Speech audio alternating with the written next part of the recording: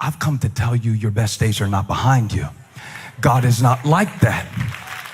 He didn't let you run out because he left you. He let it run out so he could give you something better than what you brought to the party to begin with. Yeah, you flip the flow. You have saved, verse 10, the best till now. But how did he do it? How did he do it? Because everything you're running out of in your life today is in Jesus. It's in him. But there's three things I want to show you and we'll go. Quickly. Number one, it's not going to be in the places you expect. It's going to be, number one, nearby. It's not going to be by you moving to a new situation or thinking that your solution is out there somewhere. It's not going to be distant. It's going to be nearby. Verse 6, where were the stone water jars? Pay attention to the details. Nearby. Where is the help that God has given you for the shortage in your life? It's nearby. It's nearby. The reason we don't see what's nearby is because when something is close, we see it as common. These were stone jars made of earth. They were leak proof so that they wouldn't be ceremonially unclean, but there was nothing gold plated about them. These were not iced out jars. That's not what made them special. What was special was what was inside, but they didn't have to go. Jesus right here could have been like the disciples. Go to town. You got to get some wine. But the thing about Cana is it's in the middle of nowhere, so they can't go get anything. So they have to use something nearby. I wonder what's nearby that if you pour yourself into it, God can flow again through your life. It's nearby. It's so close. Like, remember, they all came in the party and washed their hands. So the miracle was in something that they had already walked by to get to the party. The miracle is in something that you're walking by every day. It's in a Bible reading plan that you already started, but you just quit it and you can pick it back up. The wisdom that you need might be in the wife that you chose to do life with 6 years ago, but you don't want to listen to her because she's nearby.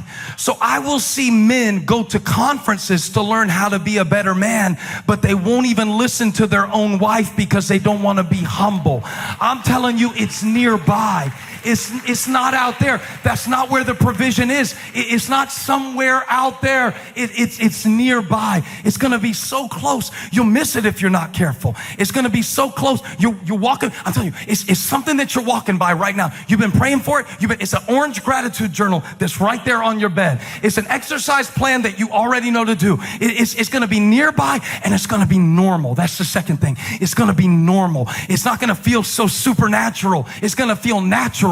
And then it's going to be super. But you can't wait for something special. You've got to embrace something normal. We have this treasure in earthen vessels that the excellency of the power might be from God and not from us. It's coming through something normal. It's going to be normal. It's going to be habits. It's going to be discipline. It's going to be normal. God used me. Go home and have dinner with your family. It's going to be normal.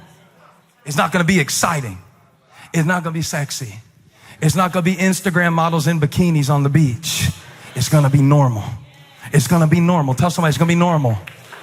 Tell them it's going to be natural, but it's going to be super. When God gets done with normal, what happens on the inside of what looks normal on the outside, God is doing something in me.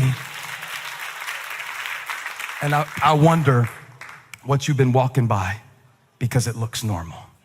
You don't even notice it because it's nearby and it's normal and it's now. Jesus said now. Verse 8, now. Everybody say now.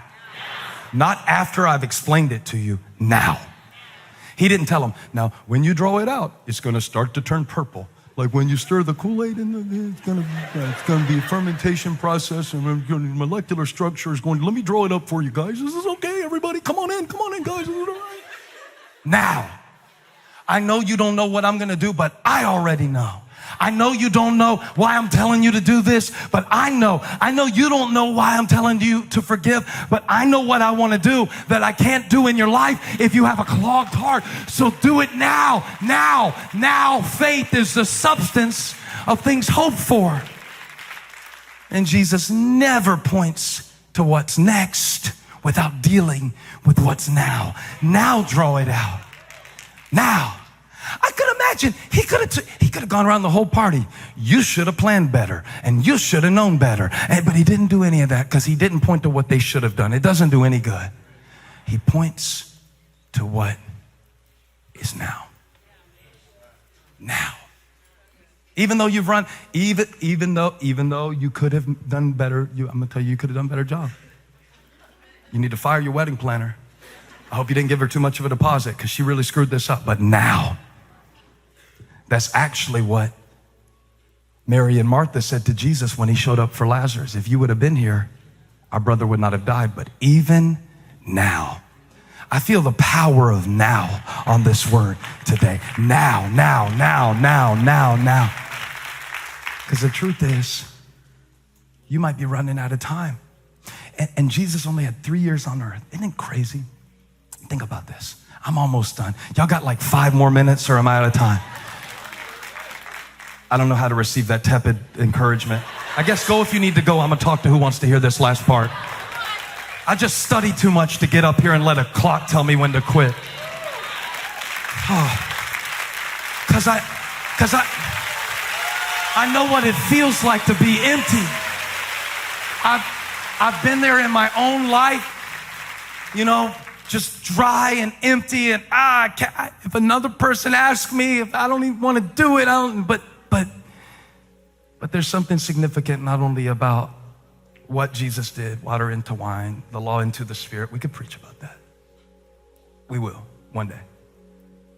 That he did it in a ceremonial jar, and it was an idea, the fact that the ceremonial washings of Moses were now being replaced by the blood that would be shed. That's all in there. It's a sign. It's pointing to a lot. But why did he do it in Cana? Why did he show his glory in Cana? And to understand this, we need to meet Nathanael, because Nathanael was a disciple who came to Jesus. Guess who brought him, by the way? Philip, the one who Jesus said, where are we gonna get the bread from? But he already knew. I promise you, he already knows, but he's just trying to make sure that you know where it comes from. And Philip brought Nathanael to Jesus. Pick it up in 45. Philip found Nathanael and told him, yeah, you can start playing. It'll hurry me along. He found Nathanael and told him, we have found the one Moses wrote about in the law and about whom the prophets also wrote, Jesus of Nazareth, the son of Joseph. There were 456 different expectations of the Jewish Messiah. And Philip was doing the math, you know, carry the one. It's like it was. And he said, I think this is him. I think so. I'm not sure, but I think, come see. And Nathanael starts trying to figure it out based on what he can understand. He's like, did you say Nazareth, that hick town? He said, Nazareth, Moncks Corner. See, I'm used to being from a place that people don't respect when you say the name of it. Nazareth, can anything good come from there? And Nathanael asked the question, and Philip said, I can't answer that, but you can come see. Now watch this. This is where it gets good. When Jesus saw Nathanael, I always preach John chapter 2, thinking that verse 1 is where it started. On the third day, Jesus went to Cana, but it started before that. When Jesus saw Nathanael approaching, he said of him, here truly is an Israelite in whom there is no deceit. Now, Nathanael was kind of creeped out. Verse 48, he said, how do you know me? We haven't met. How do you know? He said, I know what's in you. He said, but you don't know me. He said, but I know what's in you. One time when Elijah was little, he would walk around the house. How old was he? 2, 3? He'd walk around the house going, how do you know my name? How do you know my name? How do you know my name? I think he heard it on a TV show. And I thought that was so bizarre, you know. He'd walk up to me and holler, how do you know my name? How do you know my name? I say, because I made you. Because I gave you your name. I know who you are. I know what's in you. Jesus looks at Nathanael and he knows what's in him because Nathanael came from him. Now watch this. This is so important. For everybody who spends a lot of time feeling like that what's against you is greater than what's in you, I want you to know that God already knows what's against you. And he already knows what's in you. I said, he already knows what's against you. And he already knows what's in you. He said, I saw you while you were still under the fig tree before Philip called you. And Nathanael said, you saw me. Rabbi, you are the Son of God. You are the King of Israel. You hadn't even met me yet, and you saw me before I was called. You mean you saw me in this situation before I was even in it? You saw me in this dry place before it even stopped raining? You saw me in this dumb decision? You saw me in this divorce? You saw me in this low place? I say, yeah, I saw you. I wouldn't have put you in it if I didn't put it in you. You've got it in you. And you will not run out, and it will not run out, and it will not run out. You will accomplish your purpose. You will fulfill. You will complete your assignment. It is in you. I love Jesus. He said, you believe because I told you that I saw you under the fig tree? You will see greater things than that. And then they went to Cana so Jesus could show Nathanael what he just told him. I am the one who flips the flow. I am the one, come on, get happy, who gives grace for shame. I am the one who turns rejection into blessing. I am the resurrection. I am the life. Your struggle is a sign. Your setback is a sign. Your secrets are a sign. God is with you.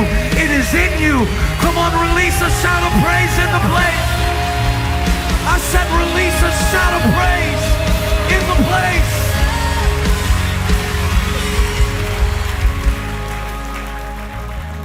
And you will not run out. You will not run out.